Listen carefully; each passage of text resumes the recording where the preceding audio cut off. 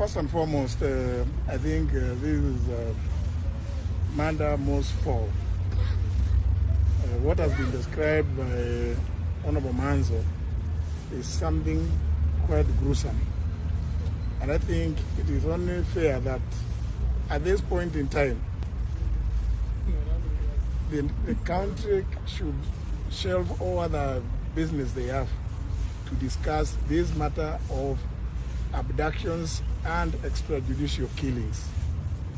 When I called the press conference on the 12th of January, I ended by saying that this matter, if left unchecked, can plunge this country into chaos and anarchy, and called for a national dialogue, or indeed a commission of inquiry to inquire into these gruesome murders and be told whether there is a policy.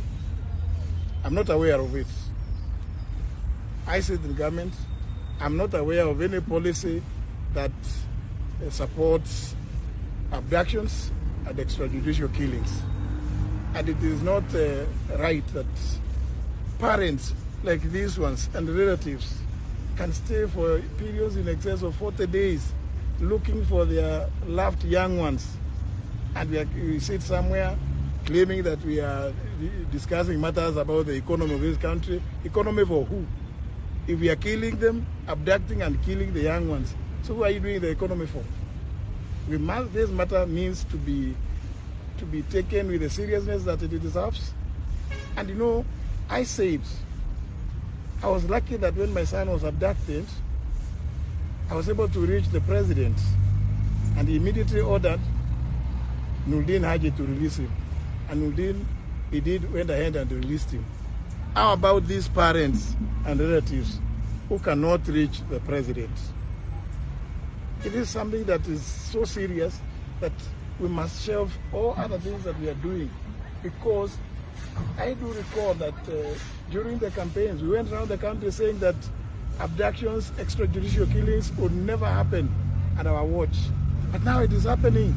It has been happening, and we are trying to normalize it as we are here mourning and grieving about these four who have gone missing. We are also aware that 2 young men were killed in Nakuru. In circumstances that are very clear that those involved are security personnel. I want to say we cannot be told that the police do not know. Our police is known to be one of the most efficient in this region. And therefore, if they wanted to crack this matter and bring the culprits to book, it will be a matter of just a few days or hours. So I'm calling upon everybody in government, and more so particularly because ultimately responsibility must belong to somebody. We say the buck must stop somewhere. In this case, the president is the president of the Republic of Kenya, head of government, and commander-in-chief of all defense forces.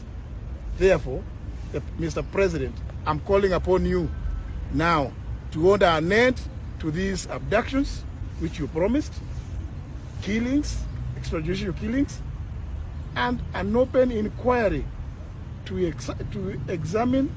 inquire into how these things have been happening. We cannot make it normal.